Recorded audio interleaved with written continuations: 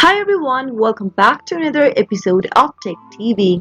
In today's video, I'm going to show you how to fix ChatGPT Error Code 1020 Access Denied issue. Watch the video till the end and don't forget to subscribe to our channel by hitting that subscribe button. Press the notification bell so that you'll never miss another upcoming upload from us. If you are seeing this kind of an error message while trying to operate ChatGPT, then there might be several reasons for that. This happens mostly because your country is restricted from accessing the service. Whenever you see this kind of an issue, the first thing you can do is to try disconnecting if you are connected to a VPN. Simply go ahead and turn off your VPN by clicking on the disconnect switch. And once you do that, go and open up your web browser, open up your ChatGPT account and see if that fixes the issue.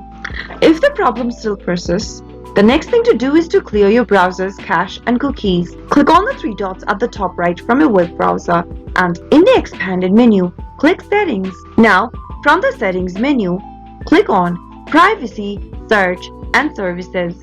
Scroll down and when you find Clear Browsing Data, click on Choose What to Clear. Under Clear Browsing Data, select your time range from the list and make sure to check this both boxes that says cookies and other site data and cached images and files and click on Clear Now. Soon after you do that, you'll be able to clear out your browser's cache and cookies. Go back to your ChatGPT tab and try refreshing the page and see if that fixes the issue.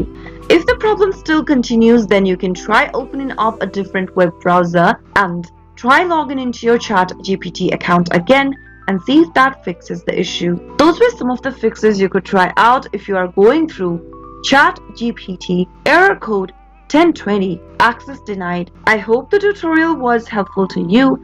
If it was, go ahead and give us a thumbs up. I'll soon be back with more videos like this. Thank you for watching.